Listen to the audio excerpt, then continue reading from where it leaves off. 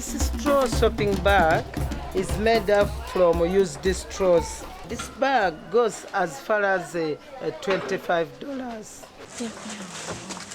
We put more water because they have to be underwater. Well, this has been my first trip to Africa, and I've wanted to come to Africa for a really, really long time. This has been an amazing opportunity that I was able to get with the Advocacy Project. When I applied for a fellowship, I applied for 3 different fellowships, and the one with Chinawataka Women Initiatives was my first choice, so I was really excited. I've been here for about 5 weeks so far. I've been doing a number of different things, mainly sort of helping the organization get a little bit better organized, actually. I've been working with the administrative secretary, been giving her some training on computers so that she can learn how to go online. She had never had an email account before, so we set one up for her and I showed her how to use that. She's going to teach me how to record the books. She's helping me to put the office in order. There's been a bit of a slowdown on production. They don't have a straw pressing machine, so without the machine it has to happen manually with a knife. It takes a very, very long time. It's very difficult.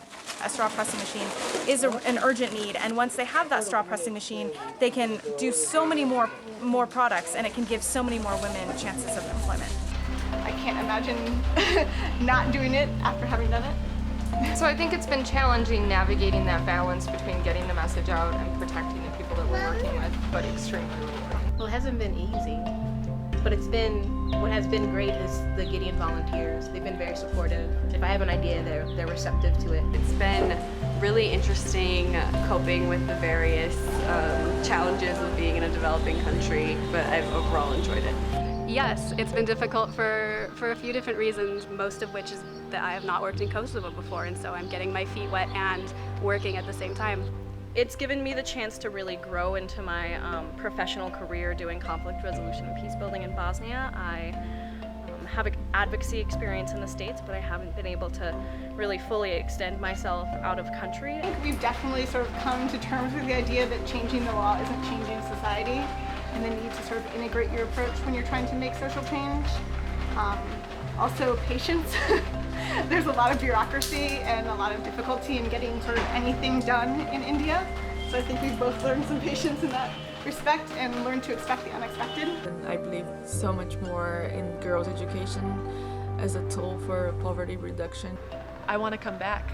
I want to see this through, I think, and whether that's on the ground or from afar, has yet to be determined. And I plan to move here and stay here and learn the language and hopefully continue with my conflict resolution work here.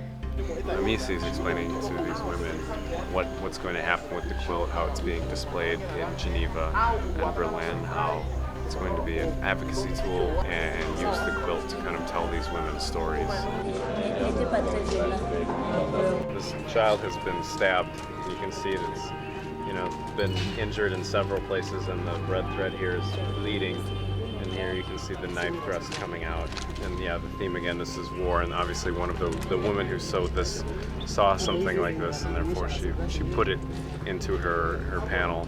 When I just hear about it, about child labor, and I hear children being rescued, it doesn't really quite get into my head until I finally get to meet the person. नमस्कार मेरा नाम Chantal हो म Rwanda Bata Ahi. This peace fellowship that I had with BASE, it is just one of those amazing things. I'm studying international conflict resolution, and I'm hearing from all these practitioners about the work that they do, but until you're thrown in the field and until you really work with a practitioner and see what they do from every day, then you really quite understand not only the hard work, everything that goes in it, the passion, and for me it was both. I really learned a lot from BASE, such a grassroots level. We are enjoying while working with Santal. We are sharing each other's experience and then encouraging to our BASE colleague and BASE members to expedite the child labor elimination.